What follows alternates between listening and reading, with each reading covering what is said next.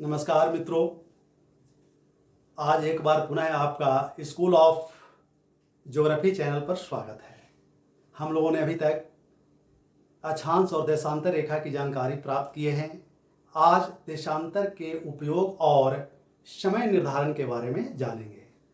तो परंपरागत रूप से पृथ्वी पर समय का निर्धारण लोग सूर्य की स्थिति को देखकर, सूर्यास्त और सूर्योदय के समय को देखकर, दोपहर को देखकर और परछाई के आधार पर जो शैडो बनता है उसके आधार पर निर्धारित करते रहे थे। लेकिन बाद में समय का निर्धारण देशांतर रेखा द्वारा किया जाता है। यानी देशांतर रेखा का मुख्य प्रयोग समय निर्धारण में होता है। 1 डिग्री देशांतर के बीच 1 डिग्री देशांतर यानी एक से दूसरे डिग्री देशांतर के बीच समय में 4 मिनट का अंतर होता है। 1 डिग्री देशांतर बराबर 4 मिनट। यानी कि ये सूर्य है, सूर्य और सूर्य के सामने से पृथ्वी जो घूम रही है पश्चिम से पूर्व की ओर, तो 324 घंटे में 360 डिग्री घूमती है। तो इस 360 डिग्री में 1 से 2 डिग्री घूमने में, सूर्य के सामने से गुजरने में 4 मिनट का समय लगता है। इसलिए कहते हैं कि 1 डिग्री देशांतर के बीच यानी एक से दूसरे डिग्री के बीच समय में 4 मिनट का अंतर होता है। तो एक 4 मिनट का अंतर होता है। अब एक कहां से हम निर्धारित करेंगे कि कहीं का समय 4 मिनट आगे है, पीछे है, या किसी स्थान का समय कितना होगा। तो इसके लिए एक अंतरराष्ट्रीय सम्मेलन हुआ था, उसकी चर्चा करेंगे। तो अगर 1 डिग्री बराबर 4 मिनट होता है तो पूरे पृथ्वी पर 360 डिग्री है। तो 360 डिग्री गुने 4 यानी पार होने में 4 मिनट लगा। तो 360 डिग्री गुने 4 अगर इसको हम मिनट और घंटा में बदलेंगे तो ये 24 घंटा हो जाएगा। और 24 घंटा यानी एक दिन हो जाएगा। और जब एक दिन होगा तो अब पृथ्वी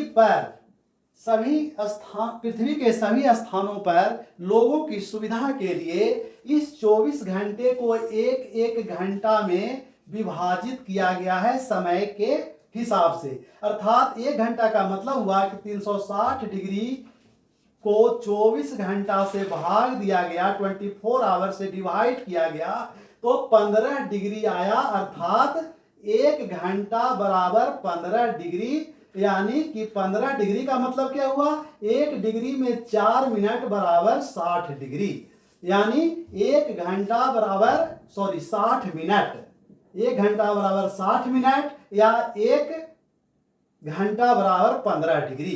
तो इस तरह से 360 डिग्री पृथ्वी पर देशांतर है। और 360 का मतलब हुआ 24 घंटा। और 24 घंटा यानी 24 समय क्षेत्र में बांटा गया है। एक समय क्षेत्र में 15 डिग्री देशांतर है। 15 डिग्री गुने 4 मिनट बराबर 60 मिनट यानी 1 घंटा। तो इस तरह से पृथ्वी पर समय को विभाजित किया गया है, टाइम जोन निर्धारित किया गया है। अब कहां से लेंगे 1 डिग्री 2 डिग्री? तो अमेरिका यानी यूएसए में उसकी राजधानी वाशिंगटन डीसी में 1884 ईस्वी में एक अंतरराष्ट्रीय मेरिडियन कॉन्फ्रेंस हुआ, जिसमें यह तय किया गया कि ब्रिटेन के लंदन में ग्रीनविच है और ग्रीनविच में एक शोधशाला ऑब्जर्वेटरी स्थापित है, इंटरनेशनल ऑब्जर्वेटरी। वहां से होकर गुजरने वाली देशांतर रेखा को 0 डिग्री रेखा मान लिया गया। ब्रिटेन के राजधानी लंदन में ग्रीनविच है और ग्रीनविच में एक ऑब्जर्वेटरी है और उससे होकर गुजरने वाली देशांतर रेखा को 0 डिग्री देशांतर 1884 ईस्वी 1884 ईस्वी के कॉन्फ्रेंस में मान लिया गया। और यह चूंकि ब्रिटेन का लोकल टाइम था, सिविल टाइम वहां का यही से निर्धारित होता था बहुत पहले से 1847 ईस्वी में, और उसी को मान्यता दे दी गई 1884 में विश्व के समय निर्धारित करने के लिए। तो ये यहां से जो समय निर्धारित होता है उसी को हम कहते हैं GMT यानी Greenwich mean time, Greenwich mean time GMT, 0 degree देशांतर यानी वहां से गुजरती है, जिसे हम कहते हैं 0 डिग्री को प्रधान मध्याह्न रेखा प्राइम मेरिडियन लाइन, ये 0 डिग्री है, मेरिडियन लाइन 0 डिग्री देशांतर। अब एक टर्म आता है GMT की तरह ही UTC, ये क्या है? तो UTC कोऑर्डिनेटेड यूनिवर्सल टाइम है। ये UTC क्या है? Coordinated universal time.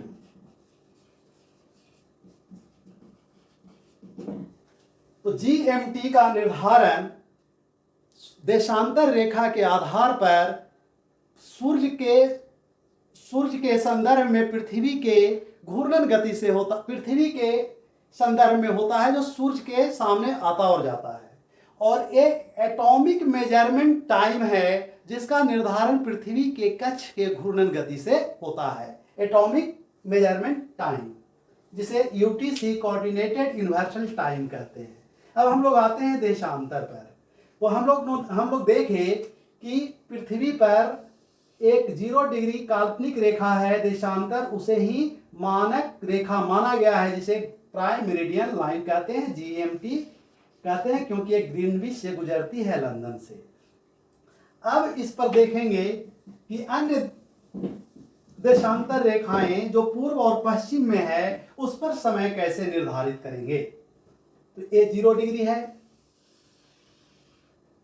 0 degree GMT prime meridian, जहां से समय निर्धारित होता है। इससे जब हम पूर्व की ओर जाते हैं, सूर्योदय किधर होगा? पूर्व में। जापान को क्या कहते हैं? सूर्योदय का देश। क्यों कहते हैं? तो जापान सबसे पूर्व में है, इसलिए इसे कहा जाता है सूर्योदय का देश। यहाँ एक पिंक कलर से जो दिखाई दे रहा है बहुत छोटा, ये जापान है, और यहाँ 180 डिग्री की रेखा है।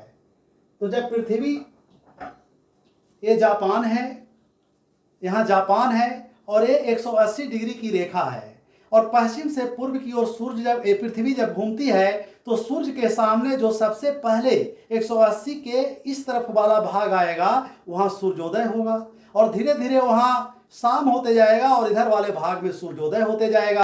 पूर्व में जो अंतिम पूर्वी देश होगा, जापान ही है जो सूर्य के सामने आता है? तो नहीं, लेकिन चूंकि पहले खोज की गई, वहाँ के बारे में जानकारी प्राप्त हुई, इसलिए सूर्योदय का देश जापान को कहते हैं। जापान का नाम निप्पॉन था, निप्पॉन का अर्थ होता है सूर्योदय का देश। जापान से भी पहले ये देखिए रूस का भाग और पूरब में है, फार ईस्ट सबसे, और उसी तरह से एक छोटा छोटा द्वीपों वाला देश न्यूजीलैंड है।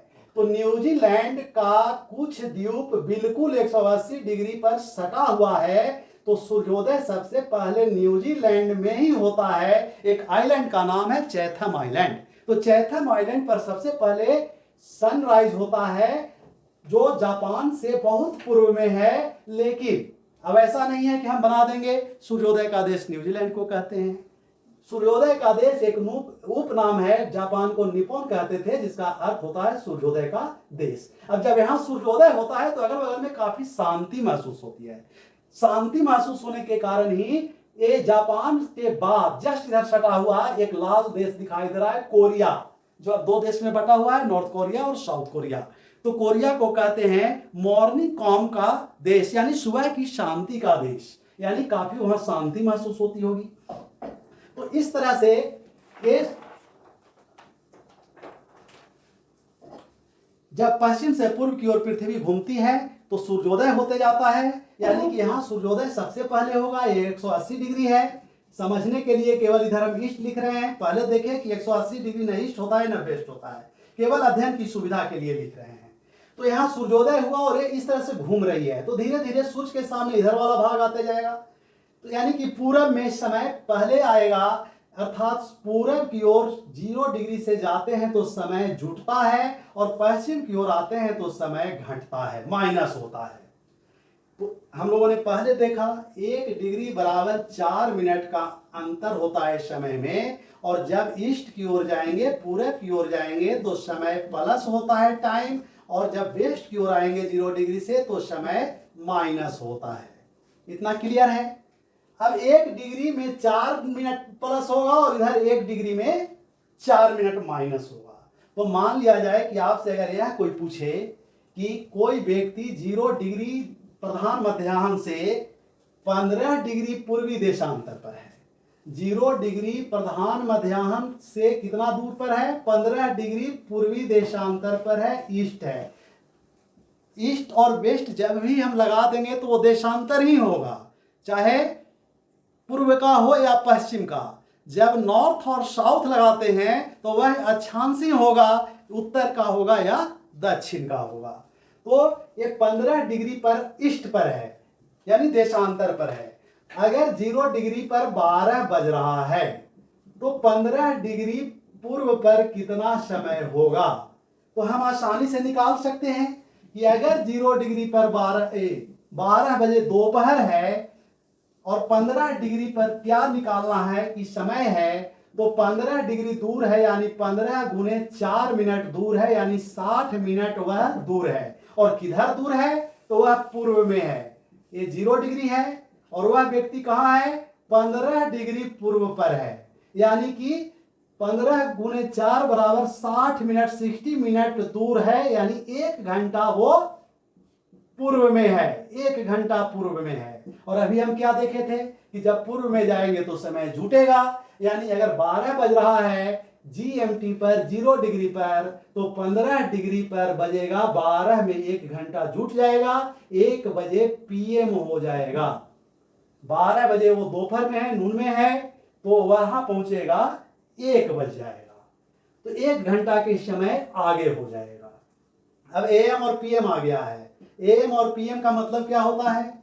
तो AM का मतलब होता है एंटी मेरिडियन, यानी 12 बजे से पहले, 12 बजे रात के बाद से 12 बजे दिन तक AM होगा, और 12 बजे दिन से 12 बजे रात तक 24 घंटा हो गया, रात तक PM होगा पोस्ट मेरिडियन, यानी इसको AM एंटी मेरिडियन अपराह्न और PM post meridian anti meridian पूर्वाह्न और पोस्ट मेरिडियन अपराह्न। 12 बजे दिन के बाद और 12 बजे रात तक, उसी को AM और PM कहते हैं। अब यहाँ 1 बज गया, तो अब किसी तरह का भी आपसे प्रश्न पूछा जा सकता है। जैसे आपसे पूछा जाएगा कि अगर GMT यानी 0 डिग्री पर 12 बजे दोपहर है, तो 82.5 डिग्री 82.5 डिग्री ईस्ट पर कितना समय होगा? कितना समय होगा ये पूछा जाएगा। तो सबसे पहले तो ईस्ट पर है तो समय जुटेगा, और अगर वेस्ट में आएंगे इधर पूछा जाएगा तो समय घटेगा। इतना तो क्लियर है, यानी कि जितना भी समय निकालेंगे वो जुट जाएगा 0 डिग्री वाले समय में। तो मान लिया जाए, इस तरह से समझते हैं कि अगर 0 डिग्री पर है, 12 बज रहा है दिन का, तो 82.5 डिग्री पर कितना बजेगा ईस्ट पर? तो हम 0 डिग्री से 82.5 हुआ, यानी 1 डिग्री बराबर 4 मिनट, तो 82.5 में 4 से मल्टीप्लाई कर देंगे, मिनट निकल जाएगा, 330 मिनट हो जाएगा अगर मल्टीप्लाई करेंगे तब। और 330 मिनट को घंटा में बदलेंगे तो 5 घंटा 30 मिनट होगा, और 5 घंटा 30 मिनट का अर्थ हुआ कि अगर यहाँ 12 बज रहा है तो 12 में, चूंकि इधर समय प्लस होगा, तो 12 में 5 घंटा 30 मिनट जोड़ देंगे, यानी ये 12 और 5 बजकर 30 मिनट शाम वाला समय होगा, PM होगा। अब 82.5 डिग्री ही क्यों पूछा गया? तो 82.5 डिग्री इसलिए पूछा गया कि ये 0 डिग्री है, ये देखिए आपका ये लंदन है और ये 0 डिग्री वाली लाइन है, और 0 डिग्री से 82.5 डिग्री आए तो 82.5 डिग्री भारत से गुजर रही है और भारत का मानक समय यहां से लिया गया है। इसीलिए ये भारत का समय पूछा जा रहा है कि अगर GMT यानी 0 डिग्री पर 12 बज रहा है तो उस समय भारत में कितना बजेगा। तो यानी भारत में कितना बजा, 5:30, यानी 5.5 घंटा का अंतर था, अर्थात GMT से भारत के समय में 5.5 घंटा का अंतर है। अब पूर्व से पश्चिम और पश्चिम से पूर्व जाने में मान लिया जाए कि 0 डिग्री से हम जा रहे हैं, पूर्व की ओर समय बढ़ रहा है, जुट रहा है, पश्चिम की ओर आ रहे हैं, समय घट रहा है और पहुंचते पहुंचते दोनों एक जगह पहुंच जाएगा। तब वो ऐसी स्थिति में क्या होगा, एक बढ़ते आ रहा था और एक घटते आ रहा था। तब इसको समझने के लिए हम लोग अगले वीडियो में देखेंगे अंतर्राष्ट्रीय तिथि रेखा और पूर्व में समय बढ़ते बढ़ते क्या होगा और पश्चिम में समय घटते घटते क्या होगा। बहुत बहुत धन्यवाद।